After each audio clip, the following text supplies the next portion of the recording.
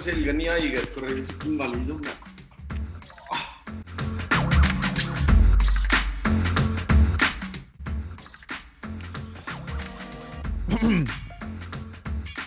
Tere tulemast, Karl-Patrik. Tere, jah. Täna oli võidusõit. Oli. Aga mis võidusõit see ka oli? Kuidas ütleme nii, et jumal tänatud, et tiimikas võitis. Ei saanud pähe pärast. Oota, aga sa ei võitnudki või? Täis pask oled või? No seekord läks natuke nihu, aga vast äkki saab andeks. Mis võidusõit oli siis? Võidusõidu nimi oli Boyconet Limoges. Päris hea sõit isegi kevade kohta või siis siin selle nii-öelda regiooni kohta suht normaalne võidusõit, aga ei selles suhtes nagu Tõusumeetrid? Ei midagi erilist. 2000 peale natuke äkki, 2000. Jah, korralik. Isegi rohkem vist natukene. Kuidas Prantsusmaal olukord koroonaga on selles mõttes, et kas võidusõidud toimuvad ja kuidas tulevik paistab? Tegelikult pidi homme ka võidusõit olema. Bordeaux-Saint, mis on ka üks kõige kõvemaid kevadisi klassikuid siin, aga see nagu näiteks tühistati ära, et homme ei ole sõitu. Aga üldiselt on, ma ei tea, nii on suht rahulik, et ikkagi nagu siin seda on, aga samas nagu alguses ma vaatasin võrreldes Eestiga, et Eestis tulevad piirangud ja seda, aga siin on ikka selles suhtes piirangud nagu, et hommikul kella 6, õhtul kella 6 võid väljas käia, ehk siis trennid saab tehtud. Ja napilt? Ainult no pigem ikka saab. Ja siis toidupoed on lahti, apteegid, prillipoed ja see on ka kõik. Et ongi nii kaua on põhimõtteliselt lahti, kui siis nii-öelda päev lahti on. Ja no tegelikult oleneb, kui trennipäevad, nagu tõsisemad trennipäevad on, ega siis see kuskil ei topi ka, aga lihtsalt nagu hästi rutiinne elu, et muud ei olegi. No jah, aga mis su elus teistmoodi oleks, kui Covidit ei oleks? Selles mõttes, et võib-olla sõita oleks natuke rohkem, aga rutiinne elu oleks ikka, on ju? No ikka tegelikult käiks rohkem väljas ja kellegi juures ja liiguks natuke rohkem ikkagi ringi. Ja käiks, samas võib-olla raha hoiab kokku rohkem, et ei käi shoppamas ja nii, aga... Kohvibreike oleks rohkem, jah? Enam-vähem. No tegelikult isegi neid saab ka praegu teha, et tegelikult saiakad. Et Prantsusmaal tegelikult kohvikultuur on nagu nii täiesti mõttetu. Et saiakad ja nii-öelda siis need pagariärid, mis need on need pisikesed nagu igas linnas, et need on nagu maailmatasemel, aga kohvi nagu kuskilt ei saa, et siin seda kultuuri väga ei ole, et ei ole nuriseda väga millegi üle. Okei. Aga sul on ühesõnaga ikkagi ju tegelikult hooaeg juba ammu käimas ja sul on esimene võitki. Sul on üks võit, eks ole? Jah. On purgis ja kuidas sa siis iseloomustad enda hooaja algust? Õlut rüüpav Karl-Patrik. Täna võib. Ei, tubli. Vabandus, ei, Pati on tubli.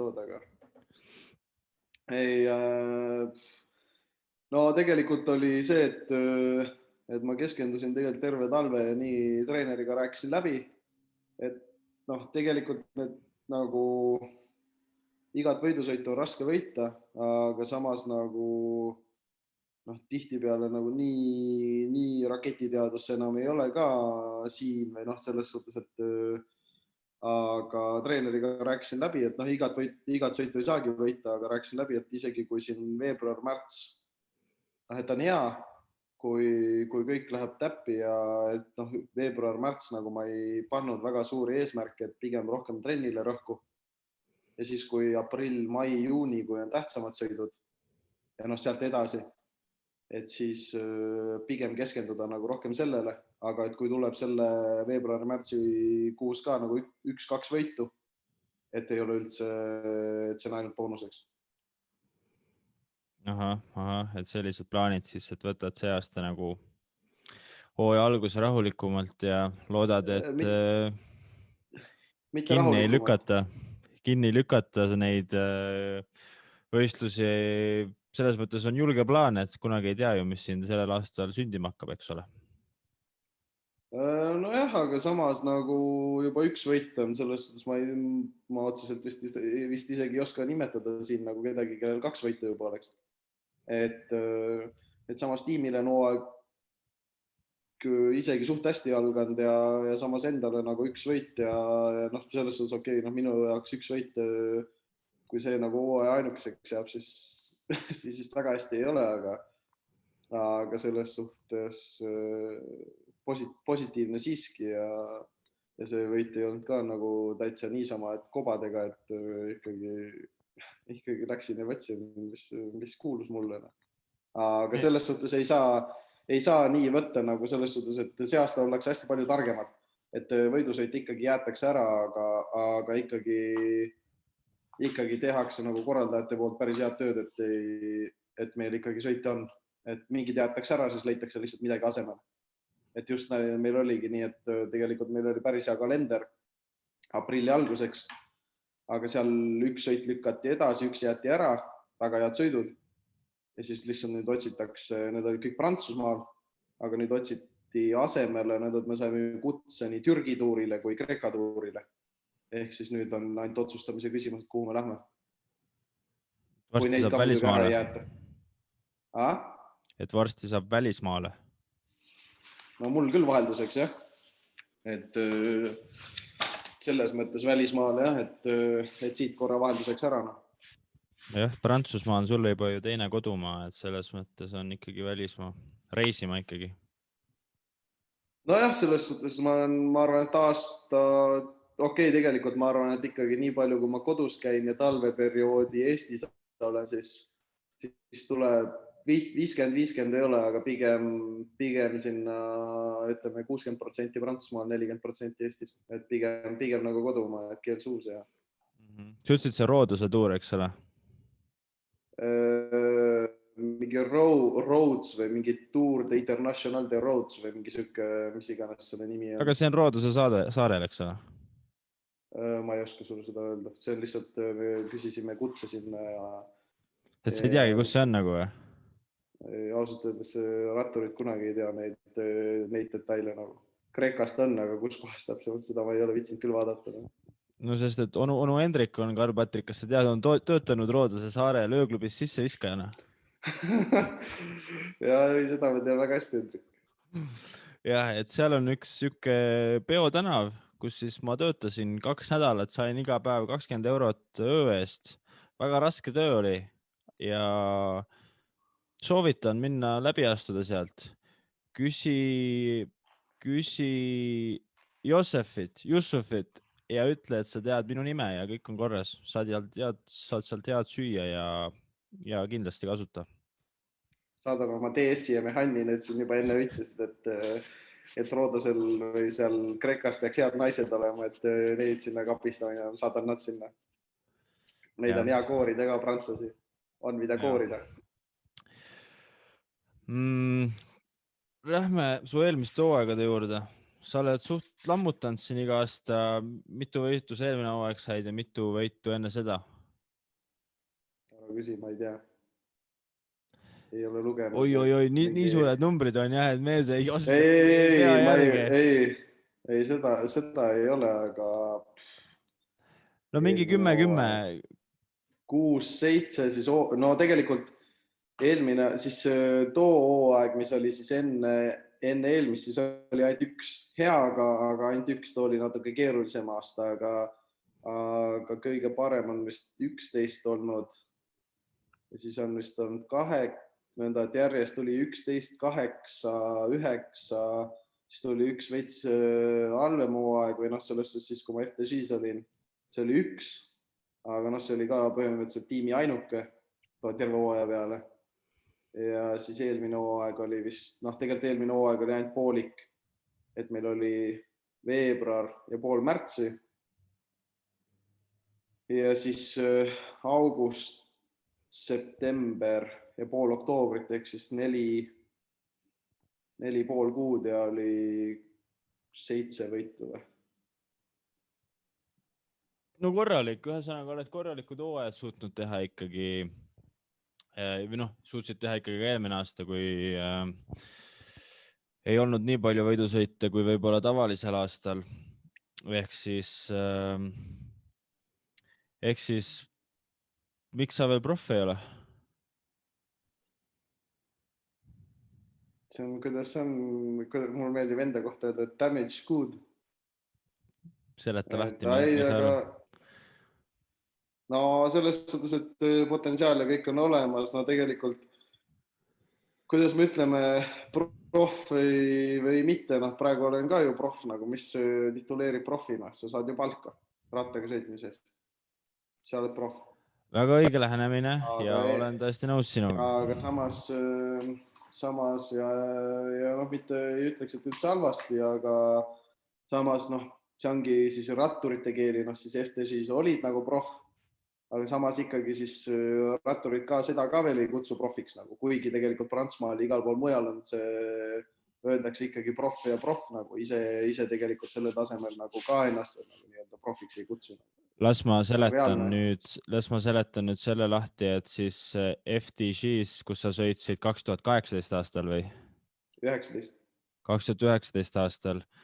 See oli siis kontinentaaltaseme meeskond, mis on siis nii-öelda proffidel on 3 liigat, on Pro Teams on vist see aasta. No kõige lihtsam on seletada, kõik ikkagi ju jälgivad ikkagi selle järgi on World Tour, Pro Continental ja Continental. See on kõige lihtsam seletus. No jah, seda ma tahtsingi öelda. Ja siis sina olid seal 3. astme peal. Ja mis on siis põhimõtteliselt ikkagi nagu profitiim, aga jah, see vaidlus on alati, et kas see on siis proff või ei ole, sest et tegelikult tiimid ei pea garanteerima seal palka nii-öelda, eks ole, et kui me võtame, kas professionaalsus tuleb selle järgi, et kui sa pead ametlikult palka saama, siis ei tea, sest et Belgias on palju profitiime, eks ole, kus tüübid maksavad ise endale palka või ei saa mitte midagi ja siis, aga jah, sulle au anda, siis FTG oli nagu arendusmeeskond ja arendusmeeskond on ikkagi pigem nagu profitiim, sest et see FTG-l on ka siis kõige kõrgema taseme tiim, ehk siis potentsiaal on minna sealt kontinentaaltiimist otse sinna kõige kõrgema taseme tiimi. No seda, aga seal on see, et sa ütlesid, et nagu kontinentaaltiimid ei ole kohustatud maksma palka, välja arvatud nagu, kuna see oli Prantsusmaa tiim, siis Prantsusmaal on see kohustuslik, alates kontinentaaltiimist on see, siin isegi ütleb see ära, et see on ikkagi profitiim, sellepärast, et see Prantsusmaal profijalgrattur on amet, nagu on koristaja, ma ei tea, kellassepp, mis iganes, rattur on amet Prantsusmaal. Ehk siis, kui sa teed täispika karjääri, näiteks prantslasena, ütleme prantslane või kes iganes teeb Prantsusmaa tiimis, siis sul on õigus saada ka Prantsuse riigilt pensioni. Ehk siis tegelikult see oleneb aastatest, aga kui ma ikkagi selle deklaratsiooni või selle ära teen, siis on juba mingil määral mul ka tööstaaži puhul võimalik saada kunagi Prantsusmaa pensionit. Nagu tõenäoliselt sellel määral nagu miinimummääral, aga Prantsusmaa on üks ainuke riik, kus siis kontinentaaltasemel peab olema juba palk makstud ja maksud ja siis Prantsusmaal on veel suureks boonuseks see, et miks paljud välismaalased siia üldse tulevad ka, et on see, et nad saavad nagu ravikindlustus ja see süsteem on Prantsusmaal hästi kõva, nagu mida muidugi inimesed hästi palju ära kasutavad siin, aga põhimõtteliselt, kui sa targalt teed, siis sa kogu raha, mis sa teenid, siis sa paned endale tasku selle.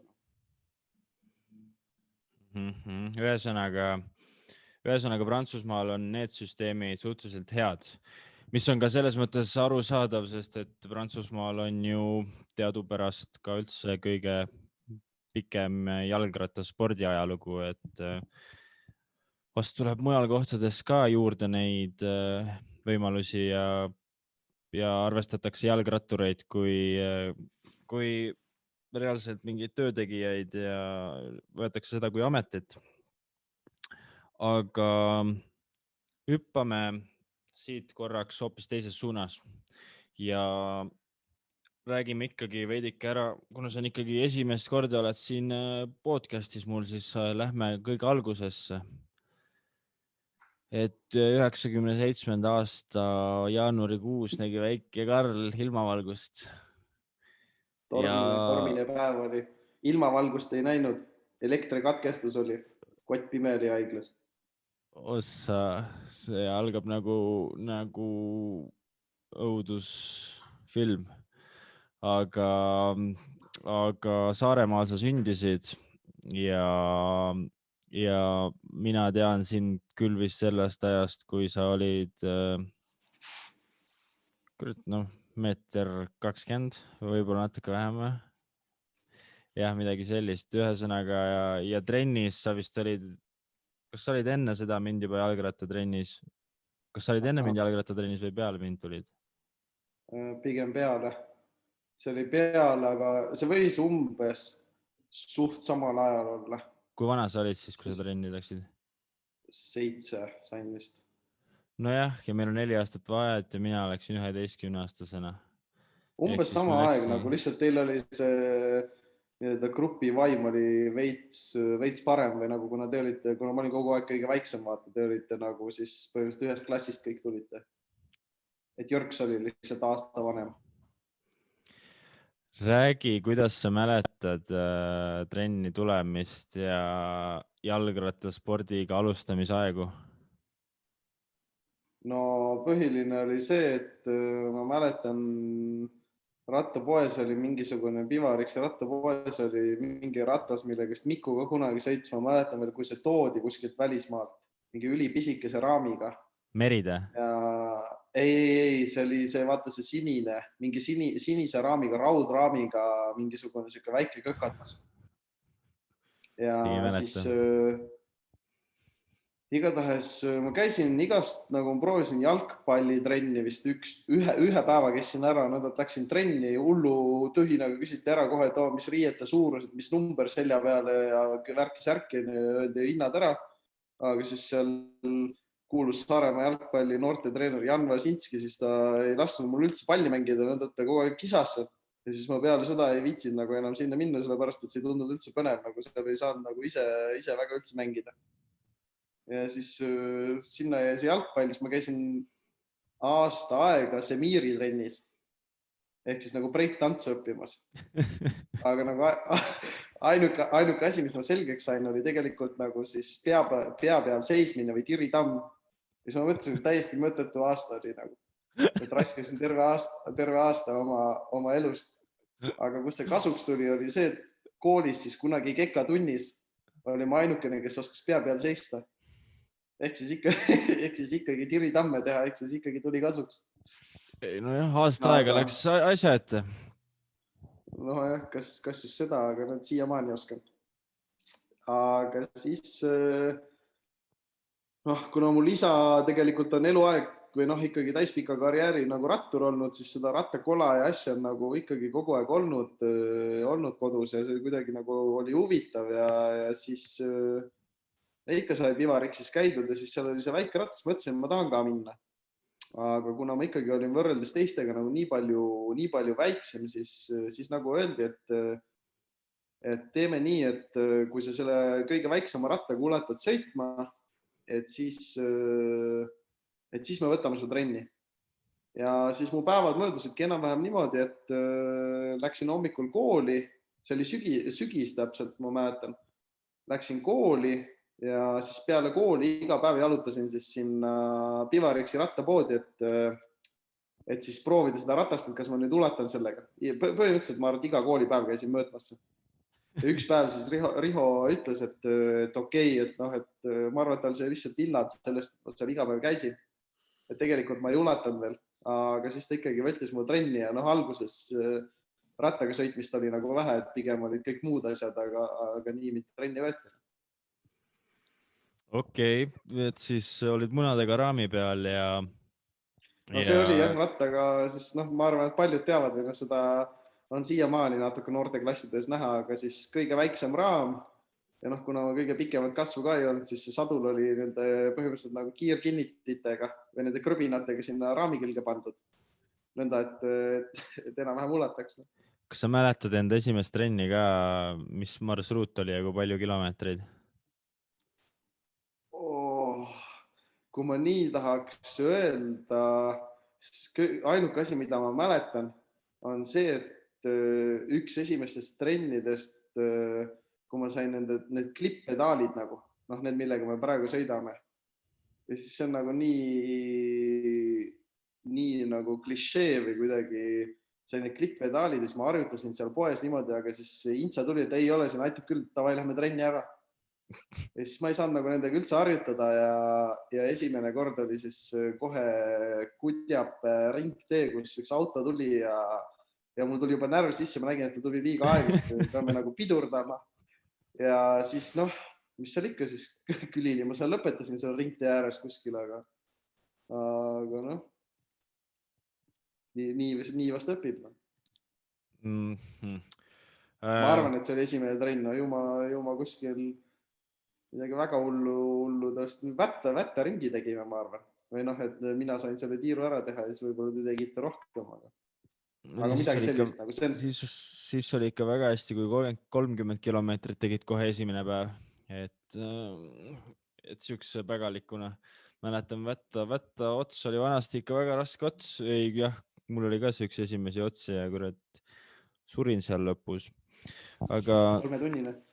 Ja enam-vähem. Lähme edasi sinu esimeste võistluste juurde. Mäletad sa neid? Esimesed võistlused.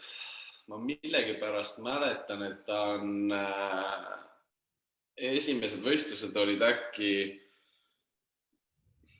kas nad võisid olla esimesed võistlused tegelikult olid juba palju nooremana, olid need Kudjape laste rattasõidud. Idaniidu. Või Idaniidu, jah. Seal ümber selle lasteaia.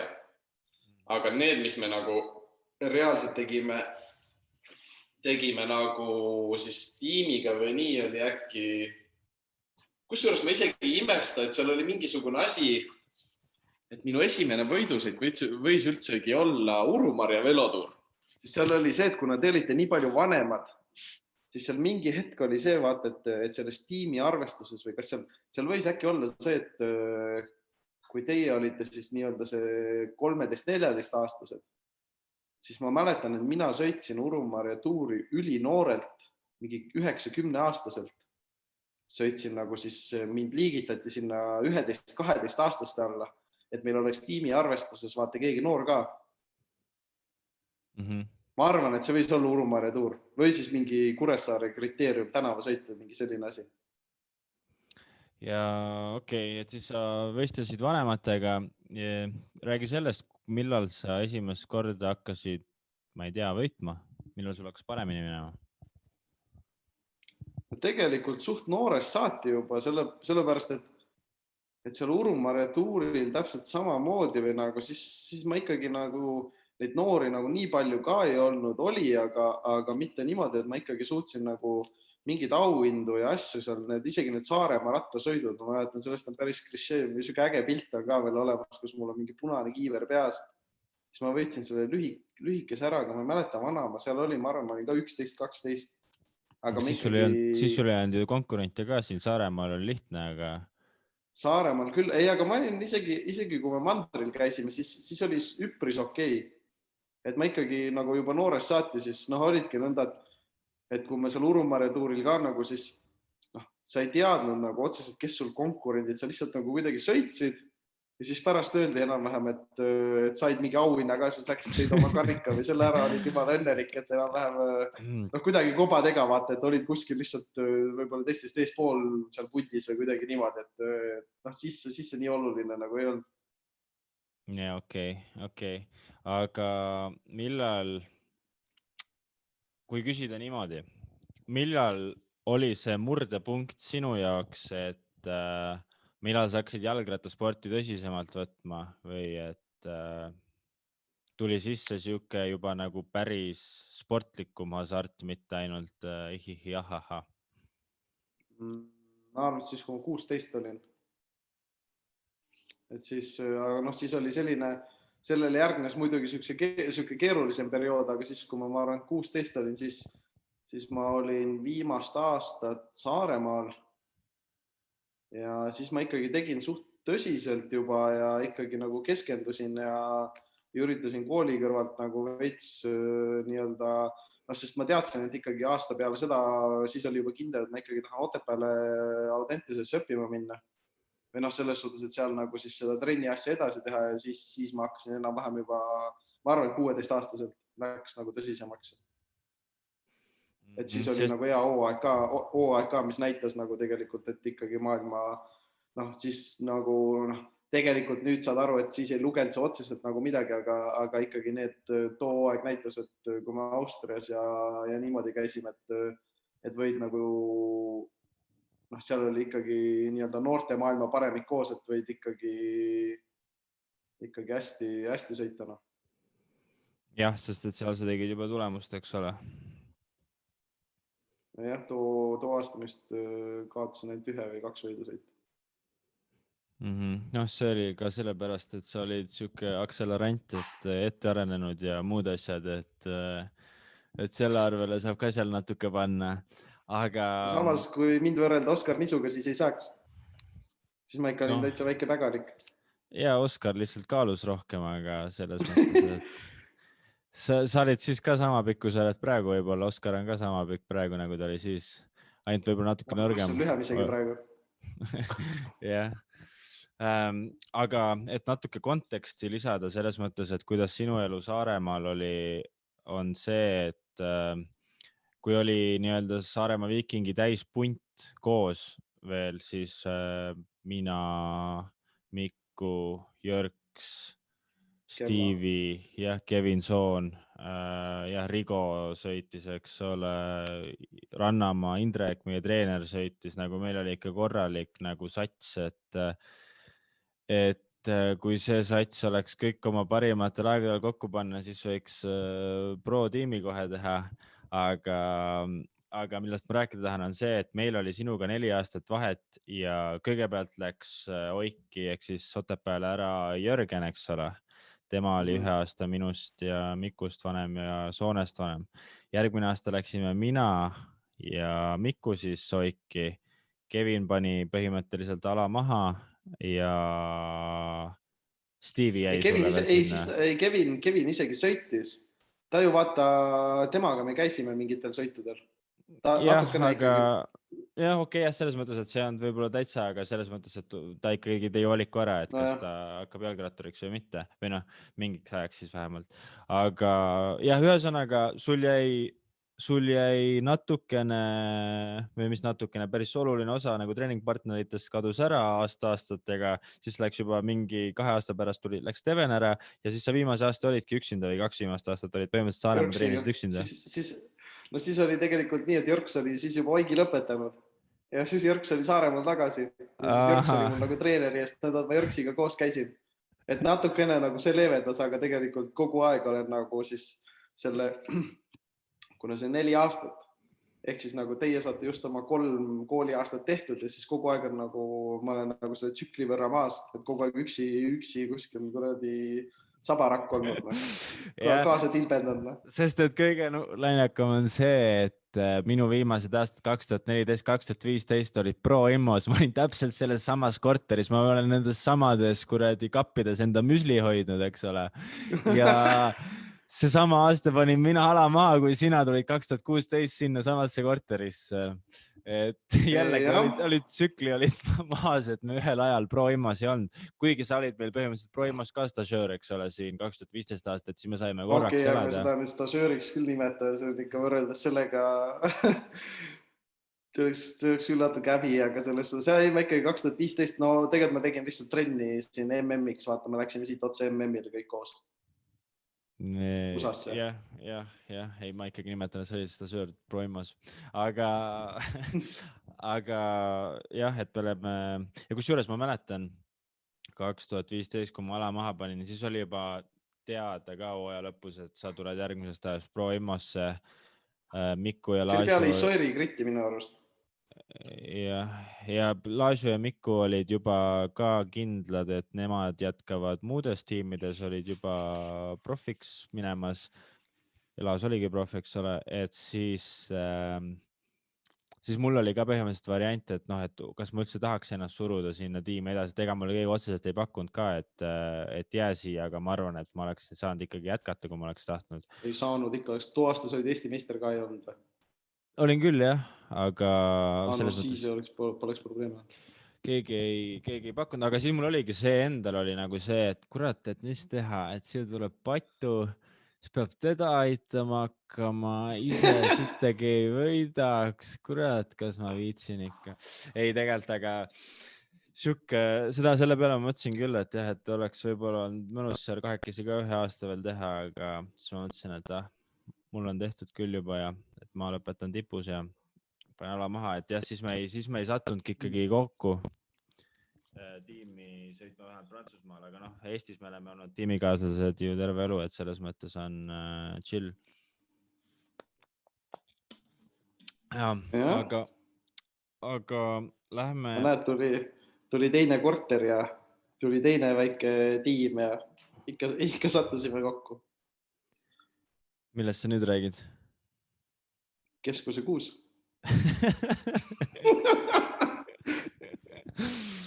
jah, Karl on, kui ma elasin Tallinnas eelmine aasta kolisin ära sealt, aga enne seda olin 3 aastat Tallinnas. 2 talve.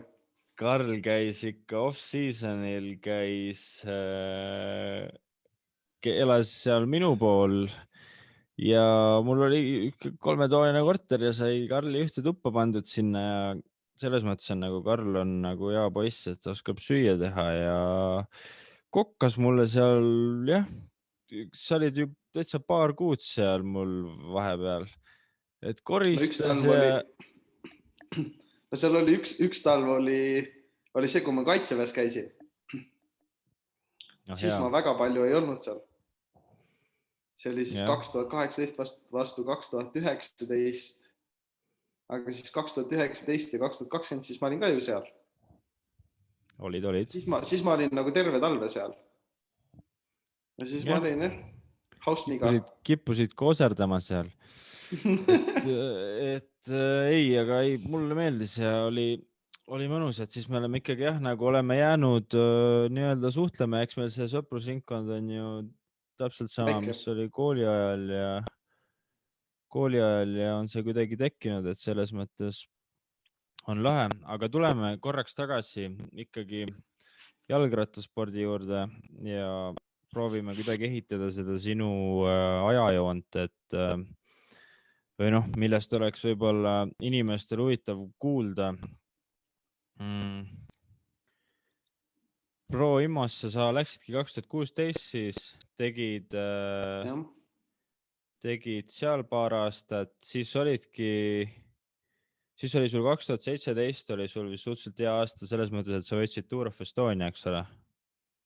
Jah, ja posu mingit muud asja ka ja siis 2017 ma olin Astana stažöör, aga siis sinna ikkagi nii-öelda edasi, tagantjärgi tarkus või tagantjärgi tuleb tänada või selles suhtes, et ega hea oleks ikka saada olnud nagu, aga ma ikkagi ütlen nagu, see on Rene Mandri ütles selle kohta, et see tase on ikkagi selline hakklihamasin, mis on nagu tapab nii palju, et tolles vanuses mul ikkagi seda nii-öelda üldist taset ikkagi tagantjärgi nagu vaadates ikkagi sees ei olnud, et võita suutsin ja sõita ka suutsin, aga ikkagi sellest tasemest oli asi ikka väga kaugel, nagu mis ma seal kogesin.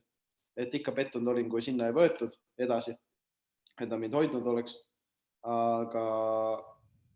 Aga see selleks, selles suhtes, et see tagantjärgi tarkus, et jumal tänatud, et ei võtnud. Mis sõidud sa tegid nendega? Arctic Tour of Norway, mida ma alguses tegema ei pidanud. Nagu ma kuidagi mainisin nendel, et kuna ma nägin, et see kalendris oli, et kas ma tohiks seda teha, nagu kuidagi niimoodi küsisin. Ja siis nad ütlesid, et ei, et sa teed mingid teisi sõite, et siis see sama Jevgeni Kidis, kes võeti sinna tiimi, aga ta oli minu arust vanem minust. tema siis, kuna ta on kasahh ja ta ei saanud enda viisat korda, siis ikkagi mulle nagu saadeti kiri ja öeldi, et sa teed seda, mis oli nagu üks, ma arvan, et siiamaani kõige ägedamaid võidusõite, mis ma teinud olen. Ja siis terve selle hooaja lõpu ploki Itaalias, kus olid siis need Trevalli, Varesine, Milano, Torino ja kõik sellised sõidud. Ühesõnaga, sellel ajal sõitis Nibali ka Astanas, eks ole, teiste staaride seas. Ja Nibali, aga Nibali oli ainuke, keda ma ei nagu suurtest nimedest või selles, kes seal olid, keda ma ei näinud. Fabio Aru oli siis veel seal. Ja kellega sa sõitsid? Ma ei mäleta, kellega ma täpselt sõitsin. Sõitjatest nagu koos vist meil väga palju sellist sõite ei olnud, aga Fuglsangiga olin toas. Aga ta muidugi seal toas ei olnud, ta oli pere seal Itaalias kaasas, siis ta oli kas kõrval hotellis või kõrval toas, aga igatahes ühte tuppa meid pandi. Valgreniga olin toas, aga ka vist ei sõitnud, siis Luis Leon Sanchez'iga sõitsin paar sõitu. Aruga sõitsin Giro dell'Emilia ja rohkem ma niimoodi ei mäleta. Kasahhe oli hästi palju, kuigi kõige ägedamad tiimikaaslased olid kasahhid. Nagu nad olid hästi viisakad ja sellised tagasihoidlikud ja nendega oli nagu mõnus vestelda. Ja siis see oli ka Peio Bilbao. Oli ka üks, kellega sõitsin. Okei. Jah, ma ka nüüd töötan jälle siin pro pelotoni ringi ja siin käivad kuulujutud, et sa olid läinud üks tiimi koosolek, üks mägisel sõidul olid läinud koosolekul ja ütelnud, et teeks täna minu peale.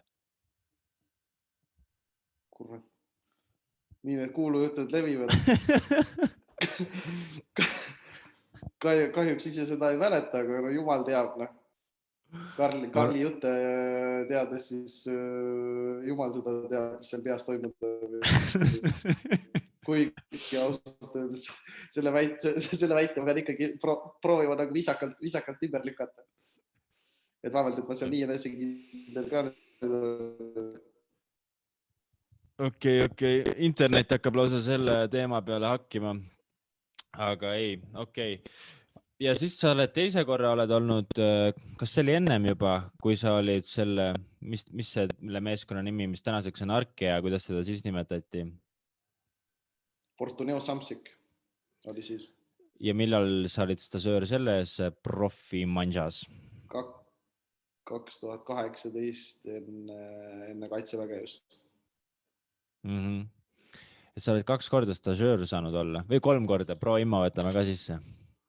No kui sa seda soovid. Ja too aasta oli hästi imelik, aga seal oli ka kohe aru saada, et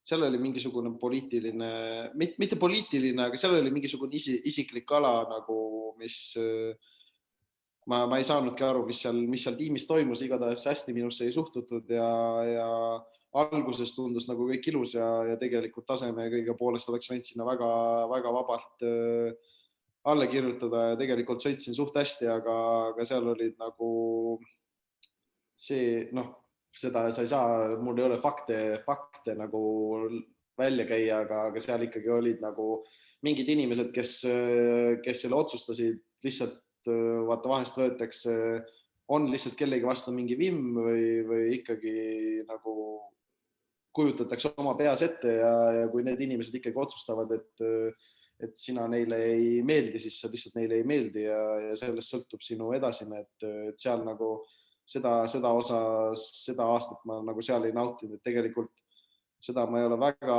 kuskil rääkinud, too aasta oli mul võimalus, tekkis BMC tiimist, kuna nendele ma jäin seal viimane sõitist, mis mul selle Fortuneoga oli, jäin ma tegelikult BMC tiimile silma ja kuna BMC tiimis sai CCC, siis see tiim oli väga huvitatud minuga lepingu sõlmimisest, nii palju kui ma jutte kuulsin või need jutud, mis minuni jõudsid, aga otsustavaks faktoriks sai ikkagi see, et mul oli siis 1. oktoober kuni põhimõtteliselt siis detsembri keskpaigani oli kaitsevägi, mis kuigi FTG ka minuga kontakteerus juba või minult küsiti juba hooaja sees, et kas ma soovin selle projektiga liituda, siis muidugi see CCC huvitas mind rohkem, aga ma ei saanud neile valetada või midagi öelda, et mul ei ole kaitseväga ega midagi, ma pidin nagu selle informatsiooni nagu edastama ja sellest peale seda väga enam ühendust ei võetud või selles suhtes arusaadav ka, et see rikkus nagu mingil määral selle plaani ära, aga FTG-sse siiski nagu see huvi oli olemas. Okei, et siis see oligi sul põhimõtteliselt nii-öelda kõige saagi rohkem aasta, et oli peaaegu mitu varianti. Pigem 2017. Nojah, seda küll, tegelikult oli juba 2000, seda ma ei ole ka rääkinud väga. Üks asi, mis nagu, need tiimid, nendeks tiimideks, selles suhtes tegelikult oli juba, see tuli ka vist äkki Miku kaudu või Miku, kes teadis, kes aitas Miku ka vist Iisraeli, oli Reed, selline mees, usakas, endine, tegeleb hästi palju ratta, vist oli Reed McRaven või mingi, ei mäleta, mis ta perekonna nimi oli. Igatahes, kes aitas Miku Iisraeli kunagi või tema kaudu asi käis, ma USA-s teda esimest korda nägin. On siis USA rattakoondise juures ja tegelikult on USA erivägede snaiper kunagi olnud. Ja siis tema kaudu, ma arvan, et tema mõjutas, siis kui ma 2016 esimese hooaja lõpetasin, siis tegelikult mul siin kuna siis ma pidin kooli ka veel lõpetama, nüüd väike tagasitulek nüüd juba 2016 aastasse, aga selle räägin siiski ruttu ära, et ma pidin kooli lõpetama. Hooaja algus mul väga hea ei olnud, lõpetasin kooli ära ja tulin tagasi siia.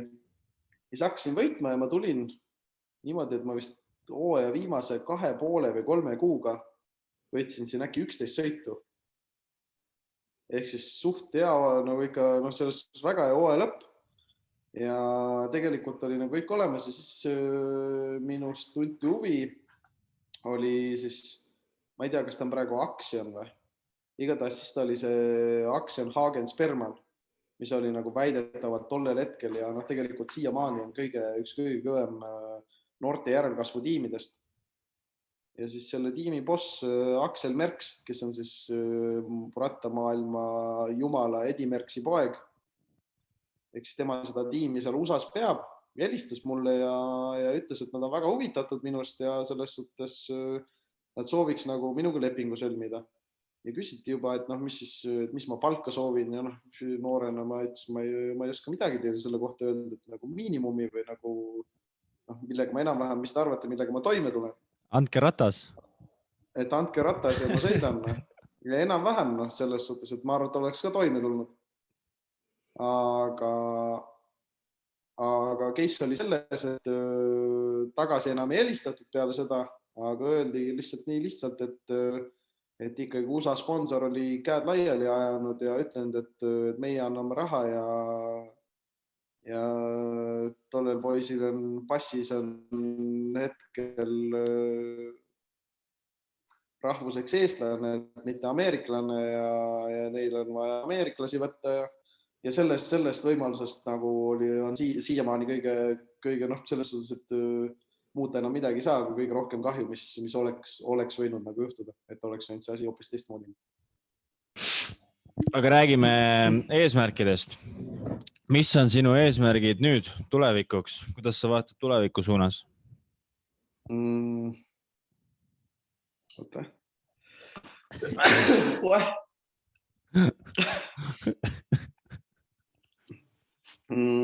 Eesmärgid on, kuidas need ongi, rattaspordis on üha trendikam nii-öelda sinu power data ehk siis sinu jõunäitajad.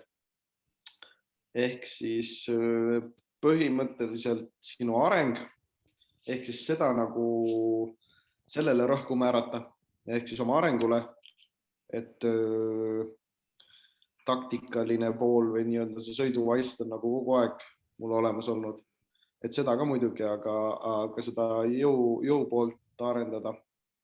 Ja siis muidugi ikkagi seda peab kuskil nagu tõestama ka, ehk siis võib-olla isegi nagu alguses enne rääkisime, et mitte võib-olla nii väga neid võite nii palju koguda kui eelmised aastad, need võib muidugi palju olla, aga pigem proovida nagu kvaliteetseid võite saada, ehk siis mida kõrgema kategooria sõit, seda parem.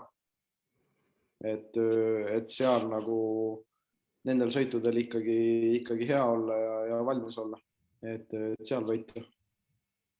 No kõlab nagu hea plaan. Kui rääkida sellest sinu sõidustiilist, see on siuke suhteliselt omapärane selles mõttes, et sa ikka lammutad alati nii palju, kui vähegi torust tuleb. Ja tihti teed võib-olla rohkem tööd nii-öelda ja raiskad ennast, kui peaks vähemalt kõrvaltvaatajale tundub see niimoodi. Kas sul on selle kohta midagi öelda enda õigustuseks? Kas see oli, et kes ütles nii, et minu arust oli Andrus Veerpalu, kes nii ütles, et aga nagu kui tunne hea on, siis tuleb ju panna. See on väga ohtlik on teha Andrus Veerpaluga siin samastuda. Mul lihtsalt tuli see kuidagi lõi niimoodi pähe, aga ei, tavaliselt kui ma ennast ikkagi hästi tunnen, siis ma nagu ennast ikkagi tagasi ei hoia ja ikkagi tundub võib-olla, et ma teen teistest rohkem ja võib-olla teen ka, aga ikkagi ma nagu selleks on põhjus ja ikkagi ma arvan, et ma ikkagi piisavalt kalkuleerin oma tehtud töö nagu peas nii palju läbi, et see lõpus nagu ikkagi minu kasuks mängiks. Okei, ja vahest lähevad kalkulatsioonid natukene valesti lihtsalt. No mitte, et sa võidad ka väga palju kindlasti ja mul ei ole üldse nagu midagi selle vastu, aga lihtsalt, et mul näiteks konkreetne näide, mis mul meeles on eelmise aasta Eesti meistrivõistlused. Seal ei läinud isegi töö tegemise kalkulatsioon valesti, seal läks lihtsalt närvidega alt.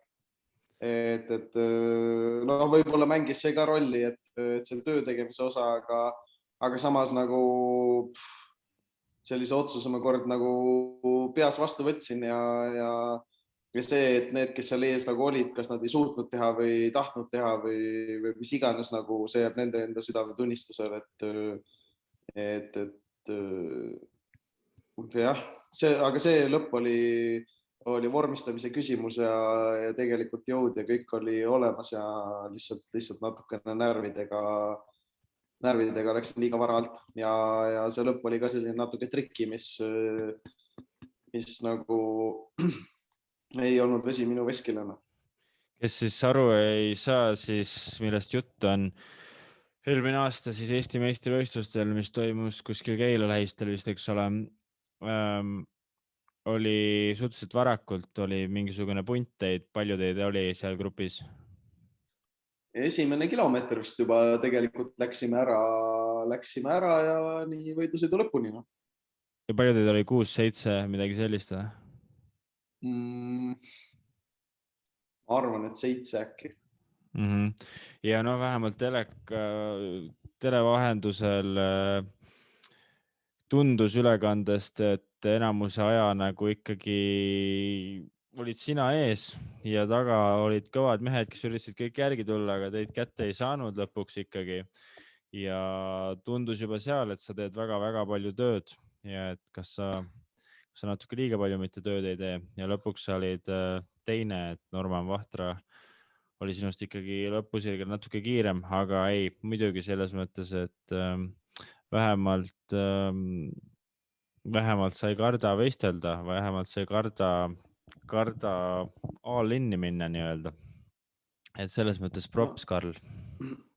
No ütleme nii, et nagu pärast on ikka hetke emotsioonid, aga siis pärast ma ei tea, kehitad õlgu ja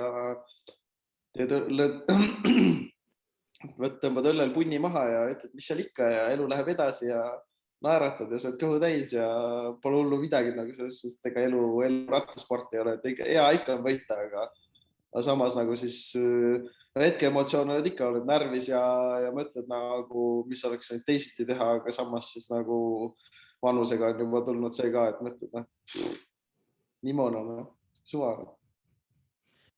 Väga tervislik ja ma olen täiega sinu taga, et see jalgrattaelu ja see, mida sa elad praegu, ei ole kõik, mis siin maailmas on. Maailmal on pakkuda väga palju muudki, aga sellegipoolest tuleb ka üritada, eks ole, teha seda asja, mida sa teed nii hästi, kui sa teed, et olla siis sellel alal parim. Ja ma tean omast käest, et ega sul sellega probleeme ei ole, et sa ikkagi oled suhteliselt siuke no-lifer, et trenni meeldib teha ja teed vahest trenni ka võib-olla liiga palju. Kes su treener on üldse praegu? Fabrizio Mazzani, itaallane. See on see tüüp, kes on Mikul ja ma ei tea, kui mitmel eestlasel veel või? Ta ei olegi väga palju, Ross, Miku ja Alo tegi ka kunagi tema järgi, aga tal on kuidagi sattunud nagu selline, et kas kolumblased või eestlased. Aga ei, klapp on hea või selles suhtes nagu suht sama.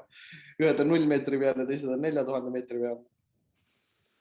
Ja kes tal olidki veel seal kolumblastest? Chavez, jah. See on kõva vend. Ma ei tea, keda ta veel treeninud on. Rubio, kes Movistari, üks noor kutt, kes eelmine aasta Movistari läks. Okei, aga ühesõnaga, et trenni sulle meeldib teha ja rattaga meeldib sõita ja see on põhiline. Mis ma sult veel tahaks küsida, on see, et sul on see pagana või saatana see tatoveering. See on Poseidoni 3 hark. Poseidoni 3 hark. Kes on Poseidon? Poseidon on Kreeka mütoloogia merejumal. Ja miks sa tegid selle hargi endale? Mida see sümboliseerib sinu jaoks? Sellega kuidagi selline lugu oli alguses, et mul hakkasid mingid ideed tekkima ja siis ma ikkagi nagu pabistasin, aga siis ma nagu ikkagi lõpuks nagu oma peas leidsin nagu selle rahu, et ei, ma ikkagi et kas ta jääb nagu ainukeseks, nüüd on nagu juba peas see selge, et ainukeseks ei jää, et mingid ideed vaikselt nagu küpsevad, aga täpselt samamoodi nagu sellega oli, et ta ikkagi see idee nagu pähe tekkis ja vist 2,5-3 aastat oli ta juba peas suht noorelt isegi nagu tekkis ja siis minu jaoks ta nagu sümboliseerib nagu seda, et kuna ma Saaremaalt pärit olen, siis näiteks kui ma Prantsusmaal olen võistelnud Britannias, siis meri kuidagi rahustab mind ja nagu kogu aeg on see tunne, et isegi kui ma Prantsusmaal olen, siis kui ma vaatan nagu sinna mere horisondi poole, siis see on sama vaade, mida ma olen lapsest saati, kuna ma Saaremaal elan põhimõtteliselt 200 meetrit merest, et see on sama vaade, mis ma sealt vaatan, ehk siis selline tunne nagu tegelikult kodu ei ole üldse kaugel. Et ikka siin olles nagu vahepeal tuleb kodu igatsus ja kõik see peale. Ehk siis nagu see sümboliseerib natuke seda. Ja üldse, kuna sealt mere ja sealt lähedalt. Ja samas on ka see, see Poseidoni 3 mark, see trident on siis nagu jõusümbol, mis sümboliseerib seda, et tegelikult jõud või see nagu kõik on sinu enda kätes. Et lihtsalt võtta kätte ja tee. Seda ja lihtsalt üks kogemus, nagu see võib natuke statistlikult nagu kõlada, aga nagu mind huvitas see, et kõik räägivad nagu sellest, et tatoveeringu tegemine on nii valus ja seda ja toda ja eriti veel siis nii-öelda sinna teha, kus minul nagu tatoveering, see on üks valusatest kohtadest. Ja siis ma ei tea, valu on mingi siuke asi, mul nagu mind huvitavad erinevad, ei saa öelda, et huvitavad erinevad valud, aga mind ikkagi too nagu huvitas, et mis see lihtsalt see kogemus omaette nagu tatoveeringu tegemine, et on ikkagi tätoveeringu tegemine on ka hästi pika ajalooga asi. Ja kui juba siin elus oled, siis ühe võiks ikkagi, tollel hetkel oli nõnda, et siiamaani ei kahetse, ma arvan, et kunagi ei kahetse ka. Aga et minu jaoks on sellel mingid tähendused tegelikult tätoveeringul otseselt ei pea ka, ta on ikkagi kunstivorm ja tal ei pea otseselt mingi tähendus nagu olema. Aga siis ikkagi ma selle ära tegin ja siis see neiu, kes mul see nii-öelda siis see tätoveeringu artist või see, kes mulle nagu ta tegi, siis päris andekas oli, et ta sai nagu täpselt selle idee, mis ma soovisin, sai ta nagu paberile ja mulle käele, aga siis ta küsis ka, et oled sa kindel, et see valuvaigistit ei taha. Ma ütlesin, et ei, et pole kunagi võtnud, ei taha ka. Siis ta ütles, et tema võttis umbes 3 või 4, et samasse kohta endale tätoveering teha. Siis hakkas nagu tegema, siis mõtlesin, et kas läheb nagu valusaks ka või üldse ei lähe. Ja siis mu arust oli nagu siuke tunne, nagu oleks mingi elektriambarjaga seal lihtsalt väristad niimoodi ja siis ma ei tea, lõpuks ei saanudki midagi aru. Ehk siis loo point on see, et sina valu ei tunne? Seda ikka tunnen, aga sellepärast sulle meeldib jalgrattaga ka sõita ja sellepärast oled edukas jalgrattur ka, jah? No jumal seda teab. Ja ikka valu tunnen, praegu ka selg valutab. Hullult valutab. Okei, ei, aga see merelugu ja see kolmhargi lugu väga ilus, Karl, et oskad ära põhjendada, et miks sa endal tätoveeringu tegid. Väga hästi.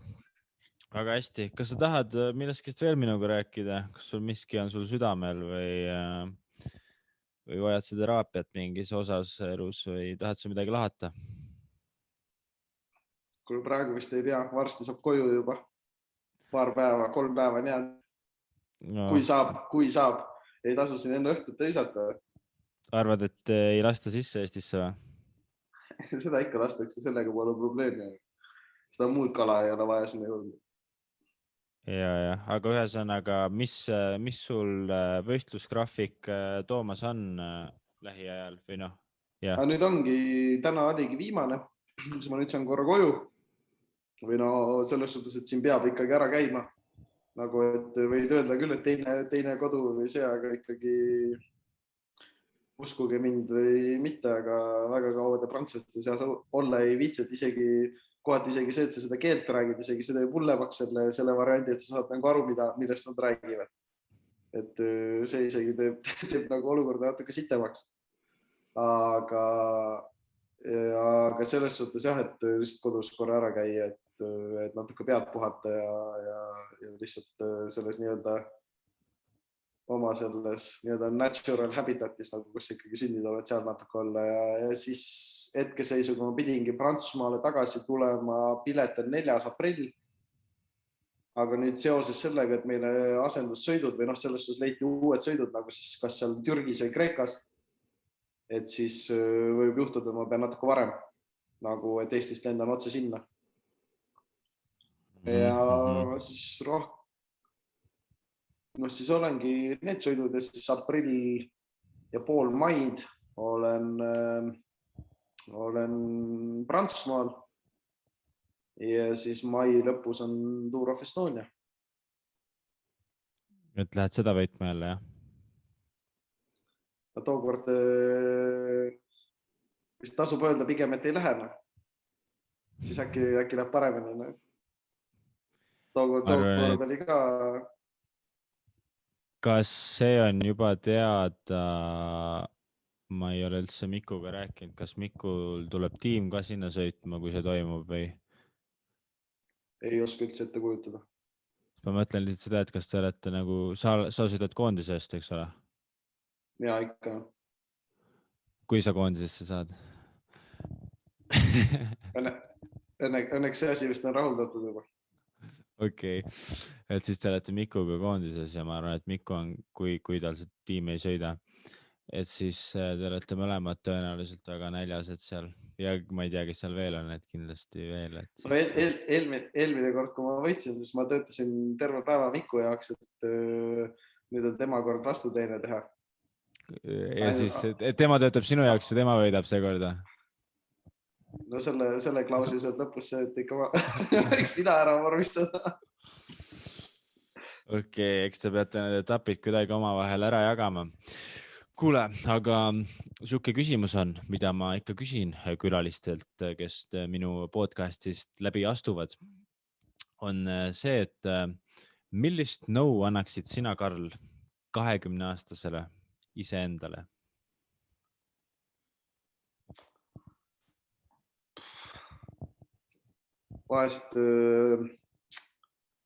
Vahest mõtlen natuke rohkem enne, kui sa ütled. Võib-olla. Ja... Võib-olla. No pigem. Et mõtle enne, kui sa ütled. Ja... Tere ära pea ennast mingi maailma nabaks. Või no okei, mitte päris nii, aga selles suhtes, et nagu keep it humble, ma ei tea, selles suhtes nagu aja lihtsalt oma asja ja nagu tegelikult nagu ma ei tea, et kui aja oma rada ja ma ei tea, pane enam-vähem prioriteedid paika ja pea lugu sellest, mis sul on ja enam-vähem, ei tea, hoia madalat profiili. Kuule, väga hea vastus. Ma annaksin sulle sama nõu. Selles mõttes on super. Kas sa tahad midagi lisada veel siia podcasti lõppu? Ma ei tea, mis ma oskan niimoodi lisada siin, et vahepeal ikkagi seoses siin selle nii palju kõrvalt näinud olen, ma ei tea, võtke natukene selle koroona asjaga, ma ei tea, võtke veits tuure maha, nagu olge lihtsalt, ma ei tea, ettevaatlikud ja nagu nüüd otseselt ei ole, näiteks siin nagu Prantsusmaal nagu need piirangud, mis siin on, hoidke nagu, siin ei olegi, sul ei olegi kuskile minna nagu. Aga lihtsalt, ma ei tea, täpselt samamoodi hoidke madalat profiili, ma ei tea, see nagu mul oli kohe alguses sama see, et nagu meil ei olnud sellist pandeemiat vaja selleks, et aru saada, et kuule inimesed, ma ei tea, kui sa oled natuke tõbine, ära topi ennast välja ja ma ei tea, pese käsi, pea hügieeni, muud mingit keerulist asja seal nagu ei olegi,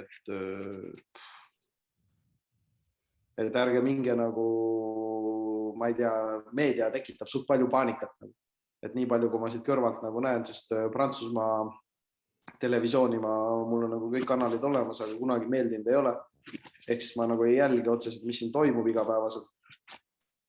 Aga iga hommik Eesti nii-öelda uudiseid ja ERR-i nagu vaatan, et ikkagi mingi hetk oli nagu rahu majas, aga nüüd on nagu alati, kui see Delfi hommikul viimased nädal aega, kui see Delfi lahti teed, on esimene uudis see palju koroona positiivseid on. Ehk siis nagu see tekitab inimestes nagu need numbrid ja statistika ja see nagu, mis sinna juurde puhutakse, nagu tekitab paanikat. Et nagu hoidke rahulikult ja ma ei tea, käituge mõistlikult. Ma arvan, et see on ka väga hästi öeldud, Karl, jällegi. Ja siis ma kuulasin teie seda kõik need, kui siin nii-öelda mõttetumad trennid või need on olnud, siis ma ikkagi olen nagu viskanud podcasti kõrva ja kuulanud, et ma kuulasin seda Silveriga viimast podcasti nüüd eile kuulasin jah, kohe kui see välja tuli. Et no ma ei tea, mingid maskivastased on nagu, kas inimestel tõesti, ma ei tea, et mingid sellised rühmitusi asju luuakse, ma ei tea, kas inimestel on tõesti igav või? Nagu reaalselt, nagu kas, ma ei tea, see ei ole ju tõesti nii raske. Nagu juba selle pärast, et jah, mulle ka ei meeldi nagu seda maski nagu alati ette toppida ja vahest ununeb nagu maha, aga samas nagu lihtsalt oma meelerahu heaks, pane see mask ette, käi poes ära, viska see mask prügikasti ja siis sa ei käi nagu need, kes siis sa ei käi nagu inimestele närvidele või nagu seda ei ole tõesti, see maski ei ole. See on nagu, mul tekkis see idee siis, kui te arutasite selle nii-öelda nende maskivastaste inimeste selle teema üle, nagu kuidas nendele seda seletada, on see, et kui nagu need maskid, mida kandma peab või mida oleks nagu hea kanda, on ju need sinised nii-öelda kirurgilised maskid. Ja miks need maskivastased, kui nad lähevad operatsioonile, miks nad siis selle vastased ei ole, kui nende kirurgid ja need seda kandma peavad, neid maske ja neid kaitsevisiire ja kõiki neid asju nagu. Selleks, et kõik need nii-öelda tema tuleb väliskeskkonnast, siis see, kui sulle tehakse, ma ei tea, südameoperatsioon või mingi maaoperatsioon nagu. See on ju täiesti steriilne või puhast keskkond peab olema, enne. Aga kui ta jumala tuima näoga tuleb ala kodust, on ju kirurgile naine ja lapsed haiged olnud, on ju, siis see, kui tema teeb need viirused või pisikud, mis temaga seal kaasa tulevad, nagu siis miks nad siis nagu selle maski vastased ei ole? Lihtsalt see oli siuke uiti idee tekkis nagu tolle aga vaata, see ongi, seda me arutasimegi, et seal on nii palju tahke, et probleem on selles, et nemad ütlevad, et koroonat ei eksisteeri, vaata. Sealt hakkabki see pihta, et kui midagi ei eksisteeri, siis miks sa kannad seda maski tavaelus, et jah, võib-olla need teised asjad on olemas, aga ühesõnaga jah, ma arvan, et nagu sellele küsimusele meie omavahel arutades, isegi kõige targemad inimesed omavahel arutades mingit lahendust ikkagi ei suuda leida, muidu see oleks tõenäoliselt olemas juba, et lasta jääda. Nagu kõige lihtsam ongi see, ma ei kujuta ette, ma lihtsalt mõtlen nagu see, et nagu need inimesed tulevad sellest nagu suht laadnalt välja, kes lihtsalt jäävad nagu loogilise mõistuse juurde ja suudavad säilitada nagu mingi ala huumori meelena. Ma ei tea, muud ei oskagi arvata nagu selle situatsiooni kohta. Täpselt nii nagu elus huumorisoon ja loogiline mõtlemine. To the victory. Kuule, aga aitäh, Karl-Patrik, et läbi astusid siin virtuaalselt ja kuni järgmise podcastini siis. Tavaika, tšau. Tšau. Episood on läbi. Kuule, suured tänud jällegi, et sa panustasid oma aega meie mula kuulamise peale. Kui sulle meeldis see, anna teada. Kui sulle ei meeldinud, anna teada. Anna igasugust tagasisidet. Sa leiad mind üles sotsiaalmeedias. Ole tubli. Näeme järgmine kord. Tavai, tšau.